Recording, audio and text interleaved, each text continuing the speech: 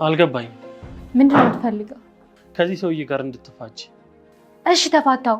ብዙ ነገር እኮ ያስፈልገናል። የቤት ኪራይ፣ አስቤዛ፣ መስራቱን ተወውና እኮ ብሩን ተቀበይዋ። ያን ያህል ብዙ ገንዘብ የሚሰጠኝ ይመስልሃል? አንቺ ጠይቀሽዋል? ያን ያህል ብዙ ገንዘብ የሚሰጠኝ አይመስለኝም። እና ዝም አልሽው? አዎ ብዙ ገንዘብ ስጠይቀው እንፋታ ተይው ነው ያለኝ። እኔም ትዕግስት ያልቋል እኮ እያልኩሽ ነው። እስካሁን ሰላም የሆንኩት ከአንተ ጋር ብቻ ነው፣ ግን ትዕግስቴን እየተፈታተንከኝ ነው። አቤት። አሁን የነበርኩኝ አለቅ ያልኩኝ፣ አሁን ግን ፈቅጄልሃለሁ። ቲና እኔ እንደዚህ እያልሽኝ ነው? እኔ መሞት የለብኝም። ለአንተ ብዬ ብዙ ነገር አጣው፣ ራሴን ግን ማጣት አልፈልግም። ያለ እኔ እኮ መኖር እንደማትችይ ነበር የምትነግሪኝ። አሁን ግን የተረዳሁት ሰው ያለ ገንዘብ መኖር እንደማይችል ነው። ምን? ቆይ አንቺ ነሽ ይሄንን የምትናገሪው? አዎ እኔ ነኝ። እኔ እናንተ የምንዋደደው ካስተዋልክ ገንዘብ ሲኖረኝ ነው። ይኸውልሽ ቲና፣ አንቺ ያልተረዳሽኝ ነገር አለ። ተረድቻለሁ። ላዘገይ ፈልጌ አይደለም፣ እሱን ደግሞ አንተ ታውቀዋለህ። እሺ። ጸባዩ በጣም ተቀይሯል። አዎ የሆነ መረጋጋት አይቼባታለሁ። ዳኒ ራሱ በጣም እንደፈራት ነግሮኛል። ደግሞ እሱ ለምንድን ነው የፈራት? እሱማ እንደሚለው እሷ እንደዚህ ዝም ብላ አታውቅም። የሆነ ከባድ ነገር ሳታስብ አይቀርም ነው የሚለው። አመንሽው? ለእሷ እኮ ለማካበድ አስብ አይደለም እንደዛ ያለኝ። ለእሱ ራሱ ተቀይራበት ነው። እሱም ላይ አዎ ምንም እያወራቸው አይደለም እና መጠንቀቅ ሳይኖርብን አይቀርም። ግን አስቀይሟት እንዳይሆን። እሱን ተቀይሟ ቢሆንማ እሱ ላይ ብቻ ነበር የምትቀየረው። እኔንም እኮ ምንም አትለኝም። አውርታችኋል? ሁሉንም ነገር እሺ እሺ ብቻ ነው የምትለው። ኦ ስለዚህ ነገሩን ቶሎ መቋጨት አለብኝ ማለት ነው። አዎ ይሻላል። አመሰግናለሁ። ቲና ካሁን በፊት ተንኮሏንና ሴራዋን ስታደርግ ነበረ። ነገር ግን ከጊዜ በኋላ ሁላቸውም እየነቁባት በመምጣቷ የተነሳ አለመችም ስላላት ተንኮሏን ተወት አድርጋ ነበር። ነገር ግን በድጋሚ ካሌብን እፈታሃለሁ፣ ብቻ አንተ ገንዘብ ስጠኝና እኔ እፈታሃለሁ በማለትና በማታለል እንዲሁም ደግሞ አንድ ነገር እንደሚያደርግላት ቃል ካስገባችሁ በኋላ እሱም እውነት የምታደርገው በመምሰል በመታለል ድጋሚ ወጥመድ ላይ እንዲወድቅ አድርገዋለች። እንግዲህ ካሁን በፊት አባቱን ስታሰቃየውና ለብዙ ጊዜ ዊልቸር ላይ እንዲቀመጥ አድርጋው ነበር።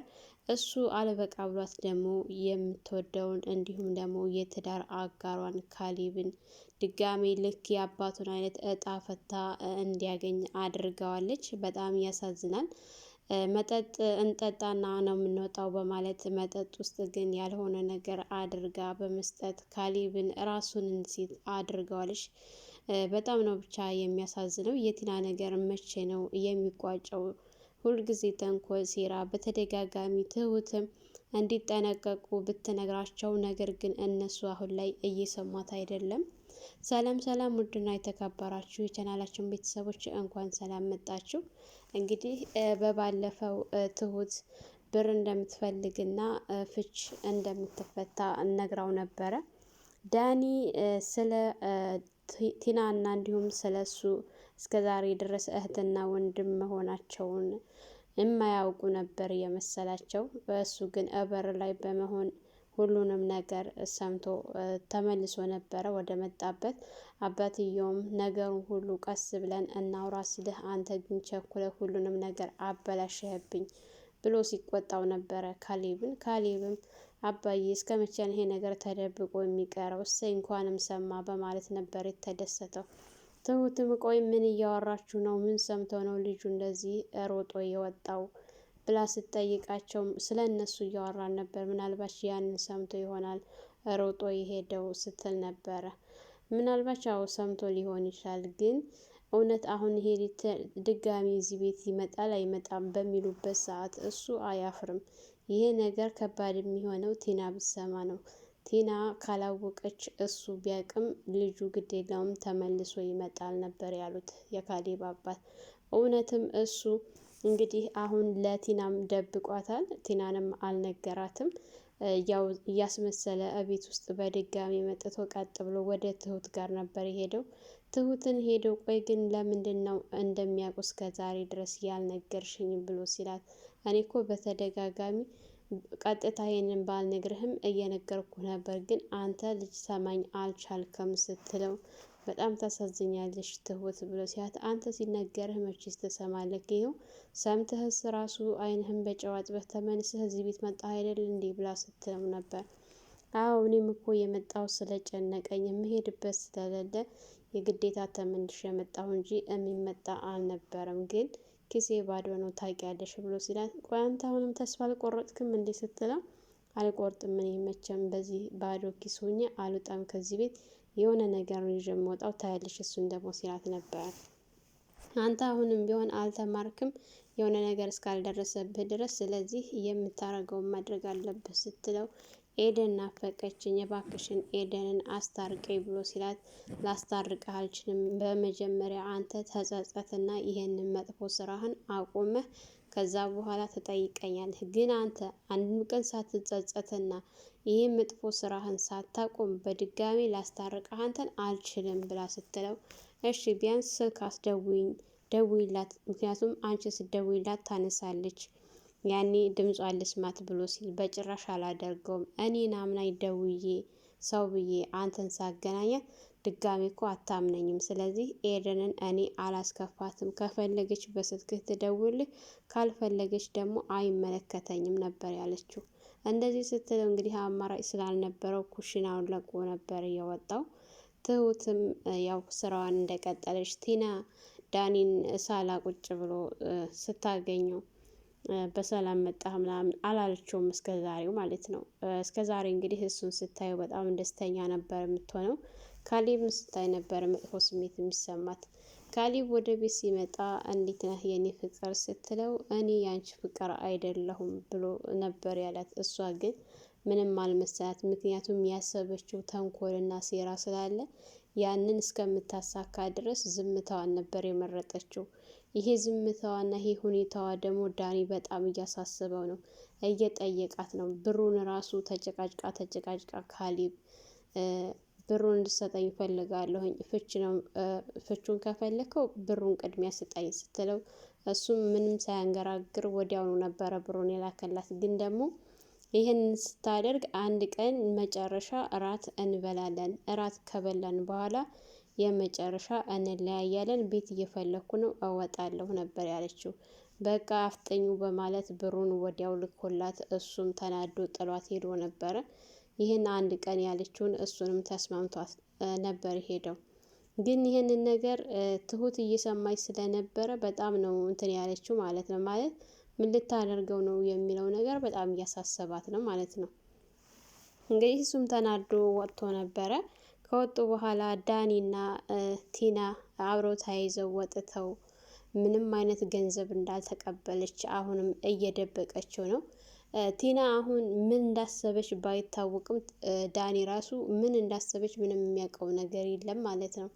የእውነት ምን አይነት ተንኮል ብታስብ ነው በዚህ ልክ ዳኒንም ሳትነግር ብቻዋን ሁሉንም ነገር ለማድረግ የተዘጋጀችው? በጣም የሚያስፈራ ነው። እንግዲህ ትሁትንም ነግራታለች ብዙ ጊዜ። አሁን ላይ ያቀርኩት እቅድ ሳስበው ራሱ በጣም የሚያስፈራ ነው ብላ ከዚህ በፊት ዝታባታለች ማለት ነው። ዳኒም ምን እንዳሰበች ቢጠይቃት እሷ ግን በፍጹም ምን የሚያሰብኩት ነገር የለም ስትል፣ እና ታዲያ እንዴት መጠጥ ልትጠጪ ቻልሽ ብሎ ሲላት፣ በቃ መጠጣት ስላስፈለገኝ ነው፣ ትጠጣለህ አሁን አጠጣም ስትለው፣ አጠጣለሁ ግን ሳይሽ ሁኔታሽን ብቻሽን መሆን ያስፈለገሽ ይመስላል፣ ስለዚህ ብቻሽን ሁኚ ብሏት ነበረ ጥሏት የሄደው ማለት ነው።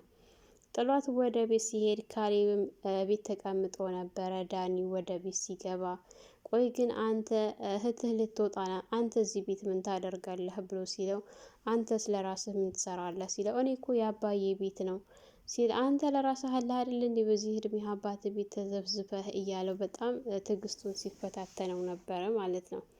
ዳኒም እሺ እንግዲህ ምንም ማድረግ ስላልቻለ ጥሎ ነበር የሄደው ካሌብ። ልክ ካሌብ ከቤት ከወጣ በኋላ ቲና ቤት ተመልሳ ነበረ። አንዳንድ ነገሮችን እያነሳችው ወሬ በሚያወሩበት ሰዓት እኔ በቅቶኛል፣ ይሄ ነገር መቋጫ ያስፈልገዋል፣ ስለዚህ የጀመርሽውን ነገር ንገሪ ብላት፣ ምንም አልጀመርኩም፣ ቆይ አንተ ምንድን ነው የፈለግከው ስትለው፣ ይህን ሰውዬ ቶሎ እንድትፈችው ብሎ ሲላት፣ እንዴ እሱን ብፈታ የት ልወድቅ? ገንዘብ አለ ሆይ? ብዙ ነገር ያስፈልጋል እኮ ብላ በጥያቄ ስታፋጥጠው ነበረ። ገንዘብ ገንዘብ ስትል፣ ቆይ አንቺ ነሽ ግን ለእኔ እንደዚህ አይነት ነገር የምትነግሪኝ ሲላት፣ አዎ እኔ ነኝ፣ በፊት ላይ ፍቅር ነበር የምለው፣ ነገር ግን አሁን ገንዘብ እንደሆነ ወሳኙ ነገር አውቄያለሁ ምናምን እያለች በቃ ገንዘብ ምን ያክል ከሰው በላይ ከምንም በላይ ገንዘብ ትልቅ እንደሆነ ስትነግረው ነበረ። ካሌብም እንግዲህ ይህን 400,000 እንደሰጣት ለዳኒ አልነገረችም። ዳኒም አማራጭ ስለሌለው ዝም ነበር ያለው። እንግዲህ አባትየው ወደ ቤት ሲመጡ እንግዲህ አባዬ ተረጋጋ፣ ትንሽ ነው የቀረኝ፣ ከዚህ ቤት እወጣልሃለሁ፣ ሸክም ሆንኩብህ አይደል ምናምን ስትለው አንቺና ማ ብሎ ሲላት እኔና ዳኒ ሸክም ሆነንባችኋል ምናምን፣ አንቺ ብቻ አይደለሽም ካሌብም ነው እሱም መውጣት አለበት ከዚህ ቤት እያላት በሚልበት ሰዓት አይ ትንሽ ነው የቀረኝ እወጣልሃለሁ ስትለው ያው በእኔ ቤት ባትደራደሪ ጥሩ ነበረ፣ የምን ድርድር ስትለው ያው ጉቦ ምናምን እያለ እውነታውን ሲነግሯት እሷ ግን ልታለባብስ ፈልጋ ነበረ፣ ግን አልተሳካላትም። አባትየው ቀድመው አውቀዋል። ይህን ካወቁ በኋላ ካሌብ ጋር ተገናኝተው ሲያወሩ ነበር። ካሌብም አባዬ ተናደህብኛል ይቅርታ እያለ ቆይ አንተ እስከ መቼ ነው ይቅርታ የምትጠይቀው ምናምን እያለው ያው ይቅርታ ቢያደርጉለትም አሁን ቆይ ስራውን ተውከው አይደለ እኛ እንዲቀረን ስራው ብቻ ነው፣ ስራውን ደግሞ አጥብቀህ ልትሰራ ይገባል ብለው ሲሉት ነበረ። እኔ እኮ እዛ ስራ ያልሄድኩት አንተን ለመጠበቅ ነው፣ ጠበቅከኝ እንጂ ብሎ ሲያሾፍበት አባዬ አሁንም እያለው ነበር። አዎ አሁንም አንተ አሁንም ቢሆን ለራስህ ምንም የምታውቀው ነገር የለም፣ እኔ ራሴን እጠብቃለሁኝ፣ አብሽር ለእኔ አታስብ፣ ግን ስራህን በደንብ ልትሰራ ይገባል እያለው ነበረ። እንግዲህ በድጋሚ ቲናና ዳኒ ተገናኝተው እዛም በሄደበት ሰዓት ሲጠይቃት እሷ ግን በፍጹም አሁንም ቢሆን ምንም የማውቀው ነገር የለም ያለችው፣ ምንም ያሰብኩት ነገር የለም ስትል እሱ ግን በደንብ ጠንቅቆ ስለሚያውቅ ወደ ቤት መጥቶ ለትሁት እንድትጠነቀቅ ሲነግራት ነበረ። ምክንያቱም እሷ ዝም የምትለው የሆነ ተንኮል ስታስብ ነው፣ ልትጎዳሽ ትችላለች እና ተጠንቀቂ፣ ተጠንቀቋት ብሎ ሲሄድ ትሁትን በመፍራት ካሌብ ከስራ ከመጣ ወደ ክላሱ ከገባ በኋላ ሻይ ይዛለት ሄዳ ካሌብ የምነግርህ ነገር አለ ከሰማኝ ስትል እሺ ቀጥይ ነበር ያላት። ዳኒ በጣም ፈርቷታል። ቲና የሆነ ልጀምረው ያሰበችው ነገር አለና እኔም ስጠይቃት እሺ እሺ እያለች ነው ያለችው። ስለዚህ ከበድ ያለ ነገር ልታደርግብን አስባ ነው ብላ ስትለው ካሌብ እንዴት ዳኒን አመንሽ እሱ ስለነገረሽ ብሎ ሲላት እሱ እኮ ለራሱ ስለፈራ ነው እኔንም የነገረኝ፣ ለሱም ተቀይራበታለች ብላ ስትል ለሱም ተቀየረችበት እያለ ነበር። አዎ በምትለው ሰዓት እንግዲህ ልክ ነሽ፣ እንግዲህ ነገሮችን ማፍጠን አለብኝ፣ ቶሎ መገላገል አለብን፣ አመሰግናለሁ ትሁት መተሽ ስለነገርሽኝ ሲላት ነበር። እሷም እሺ ግዴታዬ ነው፣ እዚህ ቤት የመጠበቅ ኃላፊነት አለብኝ ነበረ ብላው የሄደችው። ዳኒም ሁኔታዋ ምንም ስላልተመቸው ቤቱን ለቆ ሄዷል። እሷም ራሷን እየተቀባባችና እየተኳኳለች ባለችበት ሰዓት ከክላሱ ሲወጣ ሳላ ላይ ሲያገኛት ቆይ አንቺ አሁንም አለሽ እንዴ ብሎ ሲላት አዎ አለሁ፣ የት እሄዳለሁ፣ አንድ ነገር እኮ ይቀራሃል ስትለው ነበር። ምንድን ነው የቀረሽ? ስለዚህ እራት መብላት አለብን፣ የት ነው የምንሄደው ምናምን ብላ ስትለው እሱ ሲጠይቃት አንተ የፈለክበት ሬስቶራንት የፈለክበት ይዘህ ልትሄድ ትችላለህ፣ ግን ከመሄዳችን በፊት ወይን መጠጣት አለብን ብላ ስትል ግዴታ ነው እንዴ ሲላት አዎ ስትል እሺ በማለት እሱም አምኗት ወደ ኪችን ከገባች በኋላ ያው እንደተለመደው ሸር እንደ እሷ ሸሯ ሁልጊዜ በቃ መጥፎ ነገር ላሰበች አይታክታትም ሰዎችን ለመጣል። እኔ በዚህ የመጣ ገንዘብ ራሱ ምን አይነት ደስታ ሊሰጣት እንደሚችል እሱን ወደፊት አብረን ነው የምናየው ይሆናል። እንግዲህ ልክ አባቱን እንዳደረገችው ካሌብንም መድኃኒት አድርጋ ሰጥታው ካልጠጣን ብላ እሱም ደግሞ ብዙም ተዘናግቷል። አባቱ እና ትሁት ከበስተጀርባው ስላሉ ነው እንጂ እሱ እስከ ዛሬ ድረስ የፈለገችውን ማድረግ ትችላለች። ልክ መጠጡን ተቀብላ ከሰጠችው ችርስ እንጠጣ ብላ ካለችው እንደ አጋጣሚ ትሁት እየተከታተለቻት ስለነበረ ለካሌብ አባትም ነግራቸው ስለነበር ካሌብ እባክህን እንዳጠጣው በመጀመሪያ እሷ ትጠጣ ብላ ስትል እንግዲህ ቲና ድርቅ ብላ ነው የቀረችው ማለት ነው። ምክንያቱም ይህንን ለሱ ያደረግሽውን አንቺ ጠጪ ብለው ሲያፋጥጧት ነው ያለቀው። እውነት ቲና የምታደርገው ነገር ሁሉ ነገር አልሳካላት እያለ እየከሰረች ነው የምትገኘው። አባትየው ብዙ መከራና ስቃይ አሳልፈዋል። ወደፊት ግን ምንም አይነት ችግር እንዲደርስባቸው አይፈልጉም። እንግዲህ አሁን ላይ ዳኒና ቲና እስር ነው የሚጠብቃቸው። እስከ ዛሬ ላደረጉት ሁሉ የእጃቸውን የሚያገኙበት ቀን ደርሷል። አባትየው ፖሊስ ጠርቻለሁኝ በፖሊስ አስይዛችኋለሁ ሲል በጣም ነበር የደነገጠችው ቲና ማለት ነው። ሰላም ሰላም፣ ውድና የተከበራችሁ ቻናላችን ቤተሰቦች እንኳን ሰላም መጣችሁ።